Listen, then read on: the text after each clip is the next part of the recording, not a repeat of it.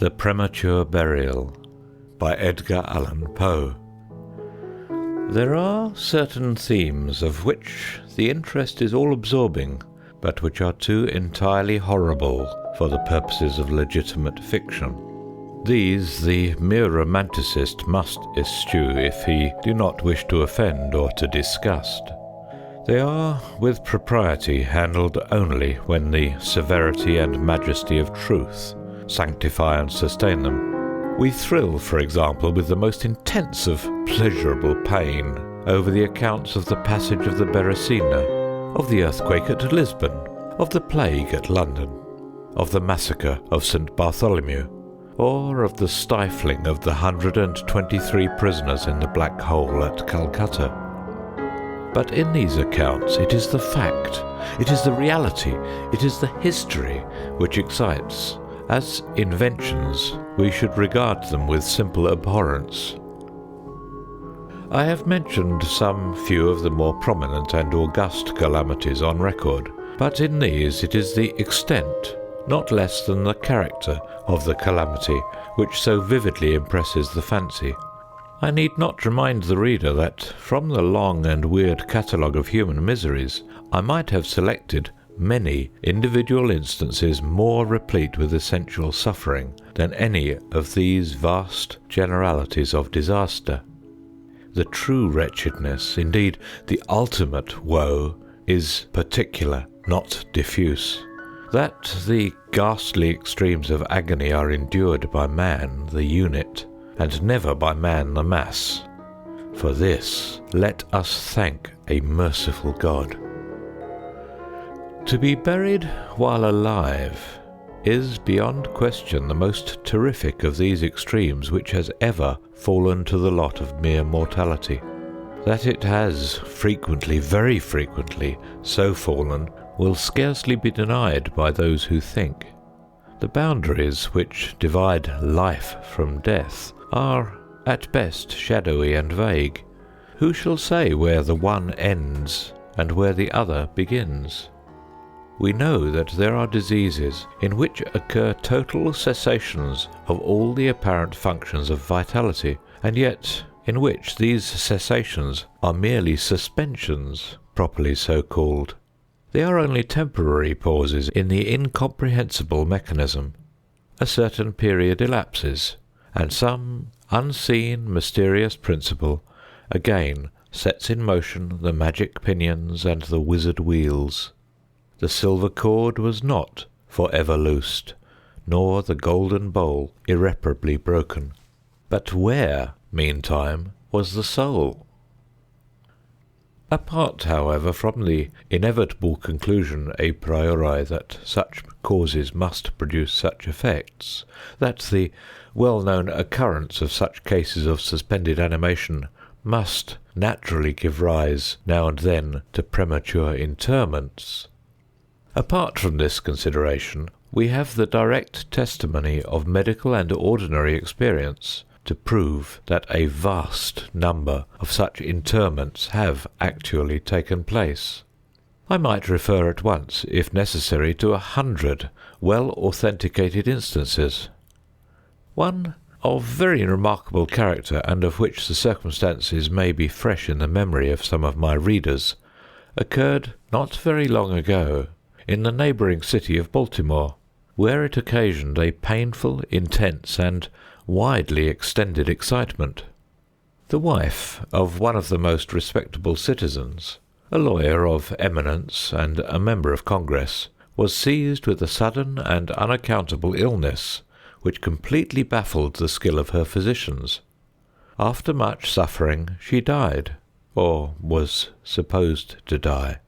No one suspected, indeed, or had reason to suspect, that she was not actually dead. She presented all the ordinary appearances of death. The face assumed the usual pinched and sunken outline. The lips were of the usual marble pallor. The eyes were lustreless. There was no warmth. Pulsation had ceased. For 3 days the body was preserved unburied, during which it had acquired a stony rigidity.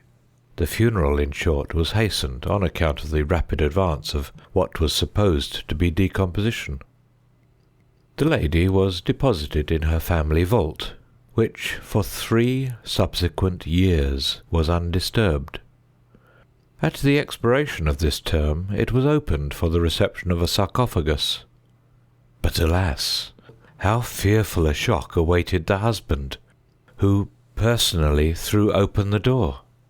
As its portals swung outwardly back, some white apparelled object fell rattling within his arms.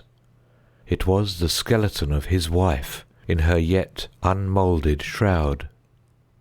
A careful investigation rendered it evident that she had revived within 2 days after her entombment, that her struggles within the coffin had caused it to fall from a ledge or shelf to the floor, where it was so broken as to permit her escape.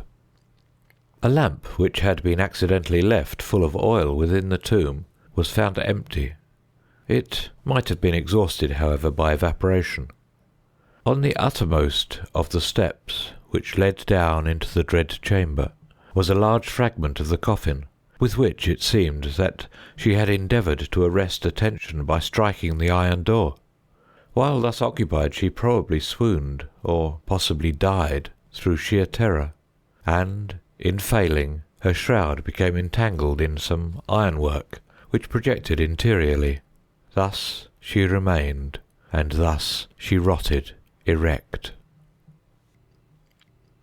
In the year 1810, a case of living inhumation happened in France, attended with circumstances which go far to warrant the assertion that truth is indeed stranger than fiction. The heroine of the story was a Mademoiselle Victorian Lafourcade, a young girl of illustrious family, of wealth, and of great personal beauty. Among her numerous suitors was Julien Bossuet, a poor litterateur or journalist of Paris. His talents and general amiability had recommended him to the notice of the heiress, by whom he seems to have been truly beloved. But her pride of birth decided her finally to reject him, and to wed a Monsieur Renelle, a banker and a diplomatist of some eminence. After marriage, however, this gentleman neglected and perhaps even more positively ill-treated her. Having passed with him some wretched years, she died. At least, her condition so closely resembled death as to deceive everyone who saw her. She was buried, not in a vault, but in an ordinary grave in the village of her nativity. Filled with despair and still inflamed by the memory of a profound attachment, the lover journeys from the capital to the remote province in which the village lies, with the romantic purpose of disinterring the corpse and possessing himself of its luxuriant tresses. He reaches the grave. At midnight he unearths the coffin, opens it, and is in the act of detaching the hair when he is arrested by the unclosing of the beloved eyes. In fact, the lady had been buried alive. Vitality had not altogether departed, and she was aroused by the caresses of her lover from the lethargy which had been mistaken for death. He bore her frantically to his lodgings in the village. He employed certain powerful restoratives, suggested by no little medical learning. In fine, she revived. She recognized her preserver. She remained with him until, by slow degrees, she fully recovered her original health. Her woman's heart was not adamant, and this last lesson of love sufficed to soften it. She bestowed it upon Bossuet. She returned no more to her husband, but, concealing from him her resurrection, fled with her lover to America. 20 years afterward, the two returned to France, in the persuasion that time had so greatly altered the lady's appearance that her friends would be unable to recognize her. They were mistaken, however, for at the first meeting Monsieur Renelle did actually recognize and make claim to his wife. This claim she resisted, and a judicial tribunal sustained her in her resistance, deciding that the peculiar circumstances, with the long lapse of years, had extinguished not only equitably but legally the authority of the husband. The Chirurgical Journal of Leipzig, a periodical of high authority and merit, which some American bookseller would do well to translate and republish, records in a late number a very distressing event of the character in question. An officer of artillery, a man of gigantic stature and of robust health, being thrown from an unmanageable horse, received a very severe contusion upon the head, which rendered him insensible at once. The skull was slightly fractured, but no immediate danger was apprehended. Trepanning was accomplished successfully. He was bled, and many other of the ordinary means of relief were adopted. Gradually, however, he fell into a more and more hopeless state of stupor, and finally it was thought that he died. The weather was warm, and he was buried with indecent haste in one of the public cemeteries. His funeral took place on Thursday. On the Sunday following, the grounds of the cemetery were, as usual, much thronged with visitors, and about noon an intense excitement was created by the declaration of a peasant that while sitting upon the grave of the officer he had distinctly felt a commotion of the earth, as if occasioned by one struggling beneath. At first little attention was paid to the man's asseveration, but his evident terror and the dogged obstinacy with which he persisted in his story had at length their natural effect upon the crowd. Spades were hurriedly procured, and the grave, which was shamefully shallow, was in a few minutes so far thrown open that the head of its occupant appeared. He was then seemingly dead, but he sat nearly erect within his coffin, the lid of which, in his furious struggles, he had partially uplifted. He was forthwith conveyed to the nearest hospital, and there pronounced to be still living, although in an asphytic condition. After some hours he revived, recognized individuals of his acquaintance, and in broken sentences spoke of his agonies in the grave. From what he related, it was clear that he must have been conscious of life for more than an hour, while inhumed, before lapsing into insensibility. The grave was carelessly and loosely filled with an exceedingly porous soil, and thus some air was necessarily admitted. He heard the footsteps of the crowd overhead, and endeavoured to make himself heard in turn. It was the tumult within the grounds of the cemetery, he said, which appeared to awaken him from a deep sleep. But no sooner was he awake than he became fully aware of the awful horrors of his position. This patient, it is recorded, was doing well and seemed to be in a fair way of ultimate recovery, but fell a victim to the quackeries of medical experiment. The galvanic battery was applied, and he suddenly expired in one of those ecstatic paroxysms which occasionally it superinduces. The mention of the galvanic battery, nevertheless, recalls to my memory a well-known and very extraordinary case in point, where its action proved the means of restoring to animation a young attorney of London, who had been interred for 2 days.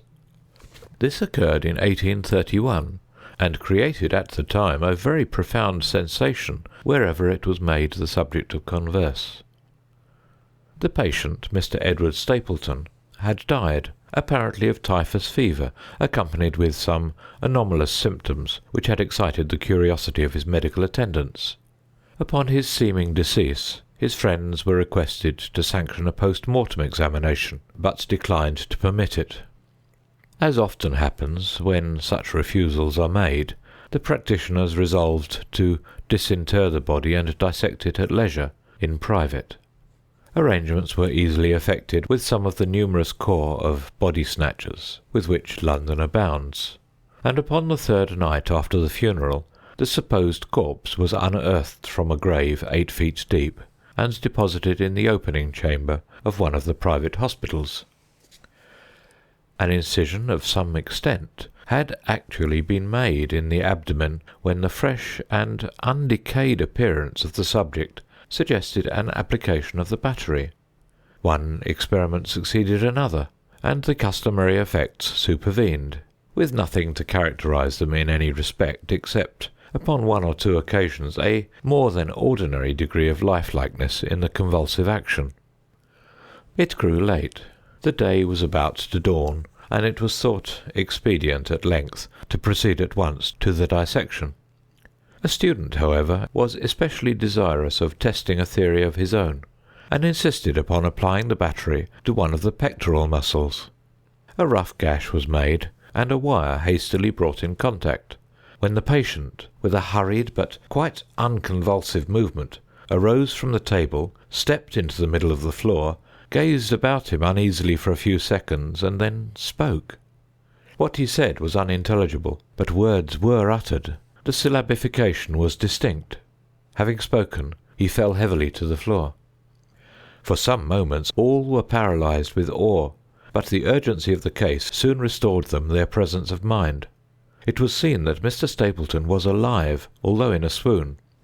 Upon exhibition of ether he revived, and was rapidly restored to health, and to the society of his friends, from whom, however, all knowledge of his resuscitation was withheld, until a relapse was no longer to be apprehended. Their wonder, their rapturous astonishment, may be conceived. The most thrilling peculiarity of this incident, nevertheless, is involved in what Mr. S. himself asserts. He declares that at no period was he altogether insensible, that dully and confusedly he was aware of everything which happened to him, from the moment in which he was pronounced dead by his physicians to that in which he fell swooning to the floor of the hospital. "I am alive," were the uncomprehended words which, upon recognising the locality of the dissecting room, he had endeavoured, in his extremity, to utter. It were an easy matter to multiply such histories as these, but I forbear, for indeed we have no need of such to establish the fact that premature interments occur. When we reflect how very rarely, from the nature of the case, we have it in our power to detect them, we must admit that they may frequently occur without our cognizance. Scarcely, in truth, is a graveyard ever encroached upon for any purpose, to any great extent, that skeletons are not found in postures which suggest the most fearful of suspicions. Fearful indeed the suspicion, but more fearful the doom. It may be asserted, without hesitation, that no event is so terribly well adapted to inspire the supremeness of bodily and of mental distress, as is burial before death. The unendurable oppression of the lungs, the stifling fumes from the damp earth, the clinging to the death garments, the rigid embrace of the narrow house, the blackness of the absolute night, the silence, like a sea that overwhelms, the unseen but palpable presence of the conqueror worm. These things, with the thoughts of the air and grass above, with memory of dear friends who would fly to save us if but informed of our fate, and with consciousness that of this fate they can never be informed, that our hopeless portion is that of the really dead. These considerations, I say, carry into the heart which still palpitates a degree of appalling and intolerable horror from which the most daring imagination must recoil. We know of nothing so agonizing upon earth. We can dream of nothing half so hideous in the realms of the nethermost hell. And thus all narratives upon this topic have an interest profound, an interest nevertheless which, through the sacred awe of the topic itself, very properly and very peculiarly depends upon our conviction of the truth of the matter narrated. What I have now to tell is of my own actual knowledge, of my own positive and personal experience. For several years I had been subject to attacks of the singular disorder which physicians have agreed to term catalepsy, in default of a more definitive title. Although both the immediate and the predisposing causes, and even the actual diagnosis of this disease are still mysterious, its obvious and apparent character is sufficiently well understood. Its variations seem to be chiefly of degree. Sometimes the patient lies for a day only, or even for a shorter period, in a species of exaggerated lethargy. He is senseless and externally motionless, but the pulsation of the heart is still faintly perceptible. Some traces of warmth remain, a slight colour lingers within the centre of the cheek, and upon application of a mirror to the lips we can detect a torpid, unequal and vacillating action of the lungs. Then again, the duration of the trance is for weeks, even for months, while the closest scrutiny and the most rigorous medical tests fail to establish any material distinction between the state of the sufferer and what we conceive of absolute death. Very usually he is saved from premature interment solely by the knowledge of his friends that he has been previously subject to catalepsy, by the consequent suspicion excited, and above all by the non-appearance of decay. The advances of the malady are luckily gradual.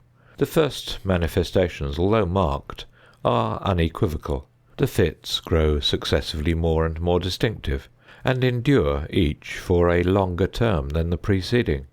In this lies the principal security from inhumation.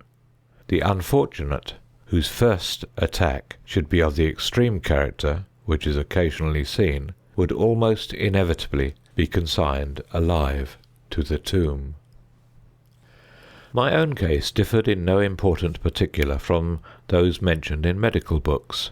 Sometimes, without any apparent cause, I sank little by little into a condition of hemi-syncope, or half-swoon, and in this condition, without pain, without ability to stir, or, strictly speaking, to think, but with a dull, lethargic consciousness of life, and of the presence of those who surrounded my bed, I remained, until the crisis of the disease restored me suddenly to perfect sensation.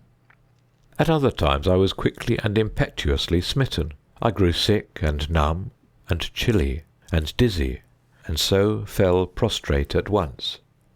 Then, for weeks, all was void and black and silent, and nothing became the universe. Total annihilation could be no more. From these latter attacks I awoke, however, with a gradation slow in proportion to the suddenness of the seizure. Just as the day dawns to the friendless and houseless beggar who roams the streets throughout the long, desolate winter night, just so tardily, just so wearily, just so cheerily came back the light of the soul to me. Apart from the tendency to trance, however, my general health appeared to be good, nor could I perceive that it was at all affected by the one prevalent malady, unless indeed an idiosyncrasy in my ordinary sleep may be looked upon as superinduced. Upon awaking from slumber I could never gain at once thorough possession of my senses, and always remained for many minutes in much bewilderment and perplexity, the mental faculties in general, but the memory in especial, being in a condition of absolute abeyance.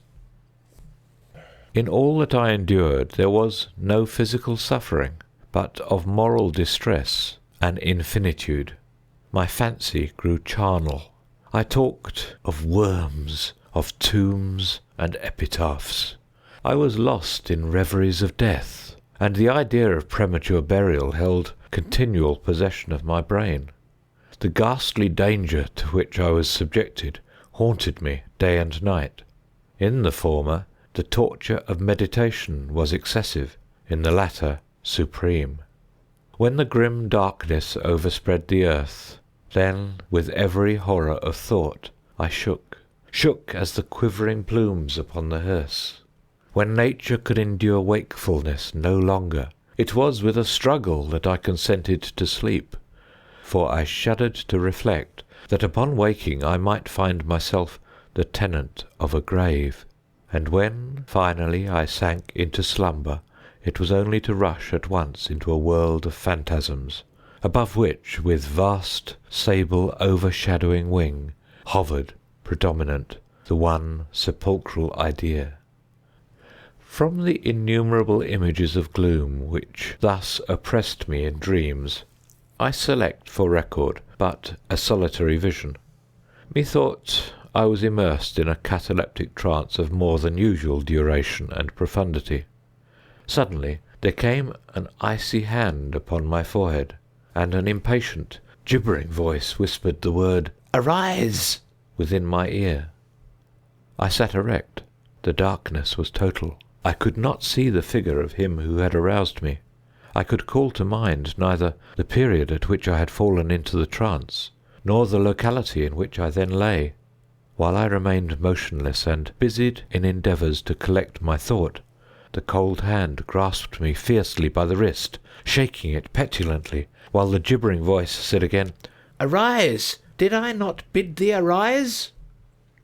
"And who," I demanded, "art thou?" "I have no name in the regions which I inhabit," replied the voice, mournfully. "I was mortal, but am fiend. I was merciless, but am pitiful. Thou dost feel that I shudder. My teeth chatter as I speak, yet it is not with the chilliness of the night without end. But this hideousness is insufferable. How canst thou tranquilly sleep? I cannot rest for the cry of these great agonies. These sights are more than I can bear. Get thee up, come with me into the outer night, and let me unfold to thee the graves. Is this not a spectacle of woe? Behold!" I looked, and the unseen figure, which still grasped me by the wrist, had caused to be thrown open the graves of all mankind, and from each issued the faint phosphoric radiance of decay, so that I could see into the innermost recesses, and there view the shrouded bodies in their sad and sullen slumbers with the worm. But, alas, the real sleepers were fewer, by many millions, than those who slumbered not at all. And there was a feeble struggling, and there was a general sad unrest, and from out the depths of the countless pits there came a melancholy rustling from the garments of the buried, and of those who seemed tranquilly to repose, I saw that a vast number had changed, in a greater or less degree, the rigid and uneasy position in which they had originally been entombed. And the voice again said to me as I gazed, "Is it not a pitiful sight?" But before I could find words to reply, the figure had ceased to grasp my wrist.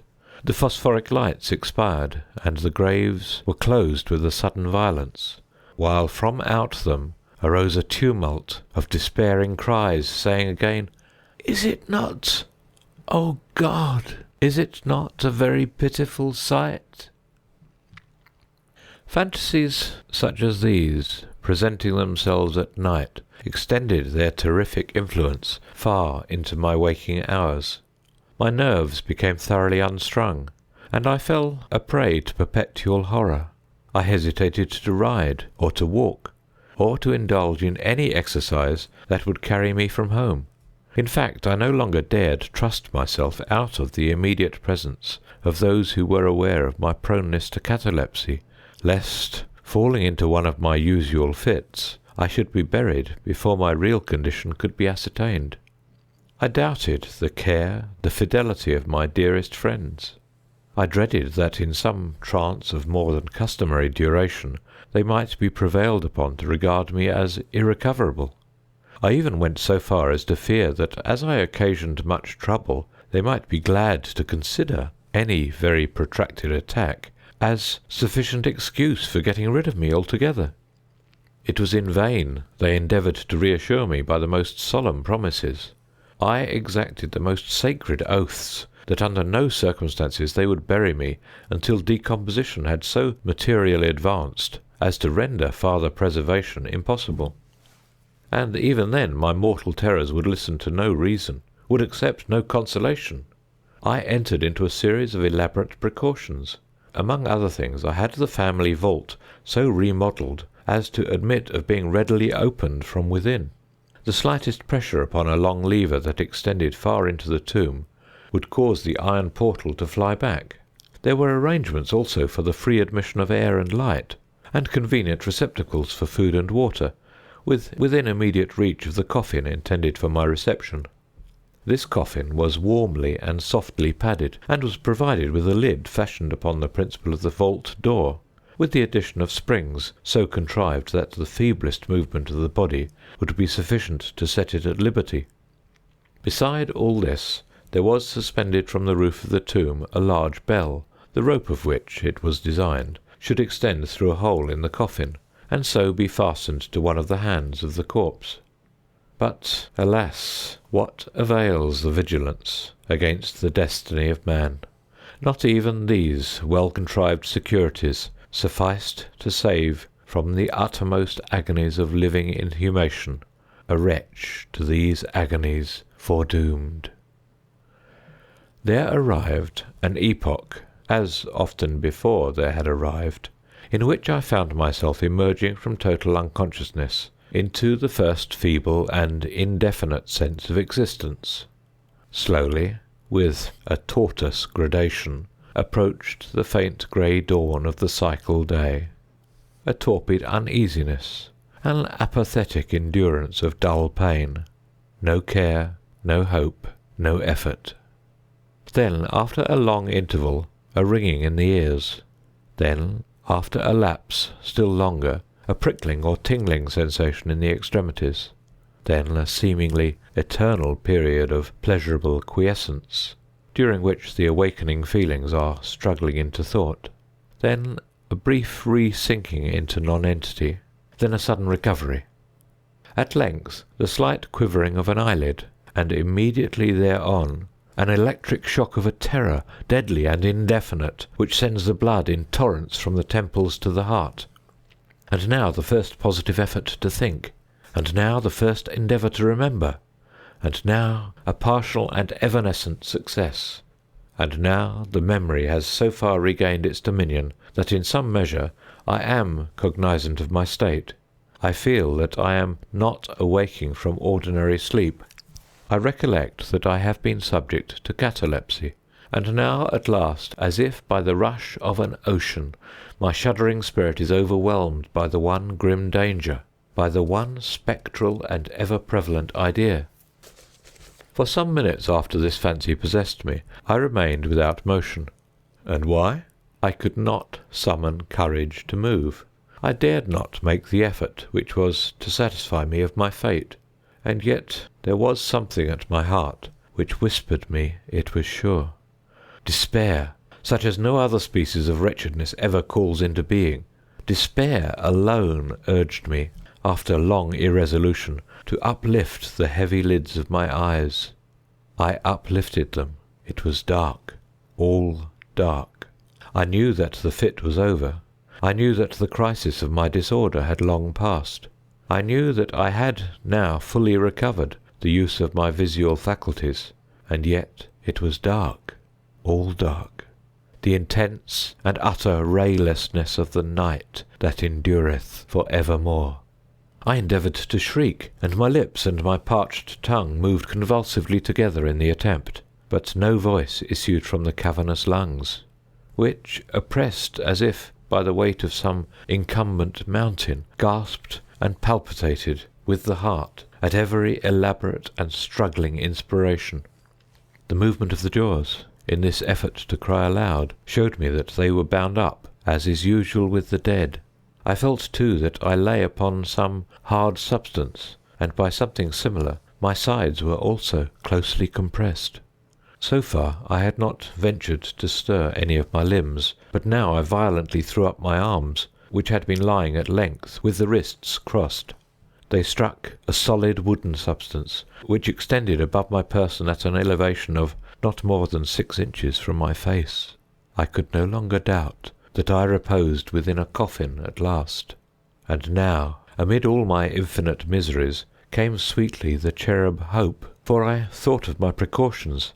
I writhed, and made spasmodic exertions to force open the lid. It would not move. I felt my wrists for the bell-rope. It was not to be found. and now the comforter fled for ever, and a still sterner despair reigned triumphant, for I could not help perceiving the absence of the paddings which I had so carefully prepared. And then, too, there came suddenly to my nostrils the strong, peculiar odour of moist earth. The conclusion was irresistible. I was not within the vault. I had fallen into a trance while absent from home, while among strangers, when or how I could not remember, and it was they who had buried me as a dog, nailed up in some common coffin, and thrust deep, deep, and for ever into some ordinary and nameless grave. As this awful conviction forced itself thus into the innermost chambers of my soul, I once again struggled to cry aloud, and in this second endeavour I succeeded. A long, wild, and continuous shriek, or yell of agony, resounded through the realms of the subterranean night. "Hello, hello there," said a gruff voice in reply. "What the devil's the matter now?" said a second. "Get out of that," said a third. "What do you mean by yowling in that 'ere kind of style, like a cattymount?" said a fourth, and hereupon I was seized and shaken without ceremony for several minutes by a junto of very rough-looking individuals. They did not arouse me from my slumber, for I was wide awake when I screamed, but they restored me to the full possession of my memory.